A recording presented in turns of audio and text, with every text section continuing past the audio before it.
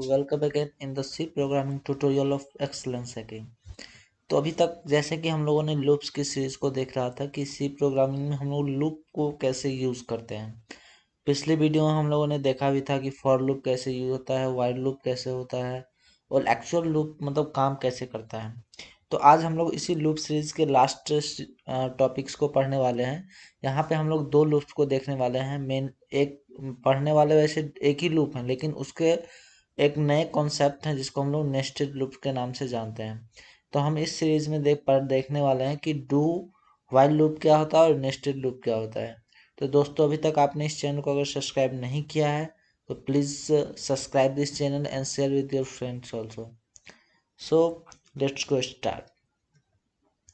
तो जैसा कि हम लोग नाम से देख रहे हैं कि do while loop in C program, that means कि पहले हम लोग कोई काम करवाना चाहते हैं, फिर हम लोग बताना चाहते हैं कि ये काम कब तक करना है। तो यानी कि ये जो हम देख रहे हैं इसमें हम लोग पहले एक बार लूप को चला लेंगे, फिर उसके बाद हम लोग कंडीशन चेक करेंगे। तो वो कैसे, वो पहले हम लोग देखते हैं कि एक्चुअल ये डू वाइल लूप होता क्या है। अगर हम इसकी कॉन्सेप्ट्स की बात करें तो हम लोग कहने वाले हैं कि ये जो डुअल लूप यूज होता है तो वो किसी पर्टिकुलर सेवरल पार्ट, यानी जो स्टेटमेंट्स हम लिखते हैं उसके किसी सेवरल पार्ट्स के लिए स्पेशली यूज होता है।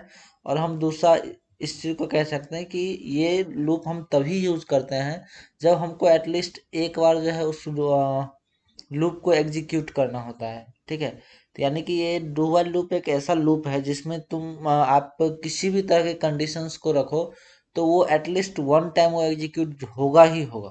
ठीक है, तो ये हमारा क्या था, डू व्हाइल लूप का मेन कॉन्सेप्ट है, जहाँ पे हम लोग देखते हैं कि क्यों डू व्हाइल लूप को यूज करते हैं। तो ये यहाँ पे हम लोग एक कॉन्सेप्ट आता है मेन्यू ड्रिवन। ठीक है, तो जब यहाँ पे मेन्यू ड्रिवन टाइप का जो एक्टिविटी अगर हम लोगों को परफॉर्म करना है तो उस केस में हम इस डू व्हाइल लूप का बहुत ज़्यादा प्रेफर करते हैं यूज करना।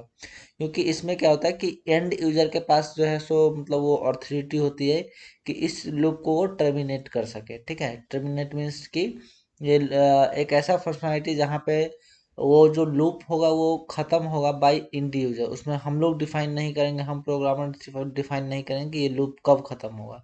ठीक है, तो that is known as do while loop. अगर हम इसकी सिंटैक्स की बात करें तो सिंटैक्स जब हम लिखेंगे इसका तो सबसे पहले हम लोग इसको लिखते हैं डू, यानी कि मतलब नॉर्मल सा अगर लैंग्वेज में अगर बोले तो डू मतलब क्या होता है, कुछ करना। यानी कि ये लूप जो है सो जो काम है इस लूप का वो काम पहले करेगा। ठीक है, क्या करेगा, तो जो भी कोड हम डू के अंदर लिखेंगे उसको वो एग्जीक्यूट करेगा। तो उसके बाद हम लोग लास्ट में क्या देंगे, उसका कंडीशन। डेट मीन्स कि सबसे पहले वो डू के अंदर वाले कोड को एग्जीक्यूट करेगा, फिर वो जा करके चेक करेगा कंडीशन को। ठीक है, अगर हम इसकी फ्लो चार्ट की बात करें तो सबसे पहले इसका काम क्या है, तो डू के अंदर वाले पूरे जो स्टेटमेंट्स है उसको एग्जीक्यूट करना।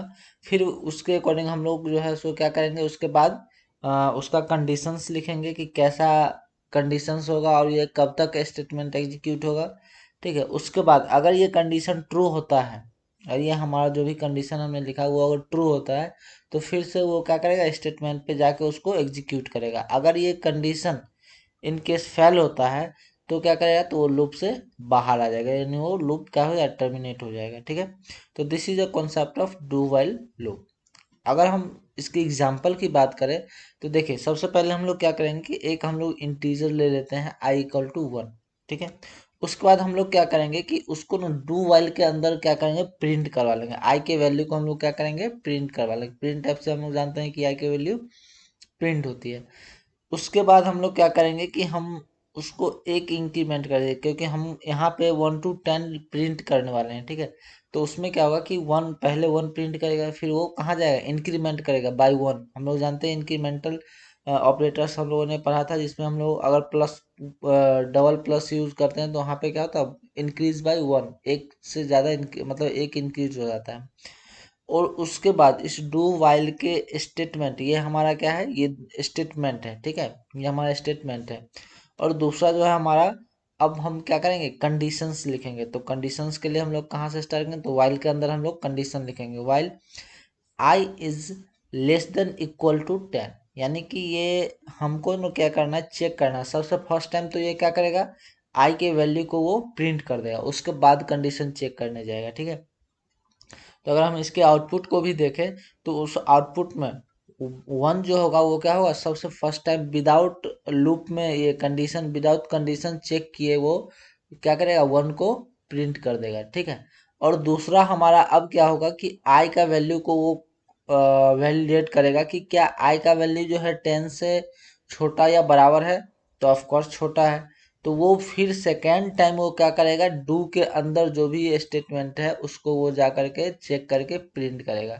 तो सेकेंड टाइम हमारा क्या हो जाएगा, टू प्रिंट हो जाएगा। अब यहाँ पे अगर आई का वैल्यू कितना आ गया, टू। अब टू से इंक्रीमेंट करेगा, थ्री अप पे जाएगा, तो कब जाएगा, तो फिर वो चेक करेगा पहले कि ये टू जो है हमारा 10 से छोटा है या इक्वल टू है। तो इसी तरह से वो फिर हमारा थर्ड टाइम क्या आ जाएगा, थ्री आ जाएगा, फिर क्या आ जाएगा, फोर आ जाएगा। तो इसी तरह से हमारा कहाँ तक जाएगा, पूरे 9 तक जाएगा। और उसके बाद जब ये 10 पे आएगा तो उस टाइम भी ये चेक करेगा कि क्या 10 का वैल्यू जो है सो 10 से छोटा या बराबर है, बिकॉज यहाँ पे हमने इक्वल टू यूज किया तो वो 10 को भी क्या करेगा, प्रिंट कर देगा, ठीक है। तो इस तरह से हमारा जो लास्ट वैल्यू होगा 10 तक जाएगा। अब 10 से आगे नहीं जाएगा, क्योंकि 10 से आगे यहाँ पे कितना है, 11 हो जाएगा, ये इंक्रीमेंट होकर के कितना हो जाएगा, 11। तो क्या ये 11 जो है सो 10 से छोटा या बराबर है, तो नहीं है, तो दैट मीन्स कि उसको वो प्रिंट नहीं करेगा। तो यहाँ पे क्या हो रहा है कि सबसे पहले वो काम कर रहा है, जो उसको हम काम दे रहे हैं वो काम कर रहा है, फिर वो जाके चेक कर रहा है क्या, यहाँ पे वाइल के अंदर जो मैंने कंडीशन रखा है। तो पहले काम कर रहा है, फिर वो कंडीशन चेक कर रहा है, अगर वो कंडीशन सही है तो फिर से दोबारा काम करने जा रहा है, अदरवाइज नहीं करेगा। This is a concept of do while. तो दोस्तों अब हम लोग देखने वाले हैं कि नेस्टेड लूप्स क्या होते हैं। तो लूप नेस्टेड मतलब होता है कि एक के अंदर दूसरा। दैट मीन्स कि अगर हम लूप्स की बात करें तो एक लूप जो है दूसरे लूप के अंदर होगा, ठीक है। उसमें अगर हम उसके स्ट्रक्चर्स की बात करें तो सबसे पहले हमारा आउटर लूप होगा, और वो आउटर लूप के अंदर जो लूप होगा उसको हम लोग क्या बोलेंगे, इनर लूप, ठीक है। तो सबसे पहले आउटर लूप और उसका स्टेटमेंट लिखेंगे, या फिर हम उसके अंदर इनर लूप लिखेंगे और उस इनर लूप के अंदर उसका स्टेटमेंट्स लिखेंगे। अगर हम बात करें यहाँ पे नेस्टेड वाइल लूप की, तो इसमें क्या होगा कि सबसे पहले एक वाइल लूप होगा और उसके अंदर भी एक वाइल लूप होगा, ठीक है। तो सबसे पहला हमारा वाइल लूप होगा और उसका क्या होगा, कंडीशन होगा, एज सिंटैक्स हम जैसे कि हम लोग जानते हैं। और वो वाइल लूप कहाँ होगा, बंद होगा। और उस वाइल लूप के अंदर भी जो है क्या लिखेंगे हम लोग, स्टेटमेंट्स लिख सकते हैं, और स्टेटमेंट्स के अलावा दूसरा वाइल लूप यूज करेंगे जिसको हम लोग क्या बोलेंगे, नेस्टेड लूप। और उसके अंदर भी हम लोग कंडीशन लिखेंगे और उसका अपना स्टेटमेंट्स लिख सकते हैं, ठीक है। तो यहाँ पे देखिए, यहाँ पे सबसे पहला मेरा ये जो है क्या होगा, आउटर लूप होगा, और दूसरा जो हमारा उसके अंदर हमने लिखा है वो हमारा क्या होगा, इनर लूप होगा। तो इस तरह से हम लोग अगर वाइल लूप को और नेस्टेड करना चाहे तो हम इस तरह से कर सकते हैं। और हमेशा याद रखें कि जो हम लोग सेकेंड जो अंदर वाले इनर लूप के अंदर लिखते हैं वो हमारा इनर लूप स्टेटमेंट होता है, जो हम लोग आउटर लूप के अंदर लिखते हैं वो हमारा आउटर लूप स्टेटमेंट्स होता है। उसके बाद अगर हम नेस्टेड फॉर लूप की बात करें तो इस नेस्टेड फॉर लूप में क्या होगा कि सबसे पहले हमारा एक फॉर लूप होगा, उसके अंदर फिर से एक फॉर लूप होगा। कैसे, तो वो देखते हैं।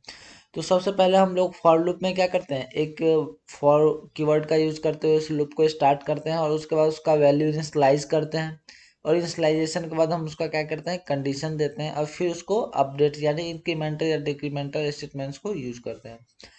और उसके बाद हम उसके फॉर लूप के अंदर जो है सो उसका जो भी स्टेटमेंट्स होता है उसको हम लोग प्रिंट करवाते हैं।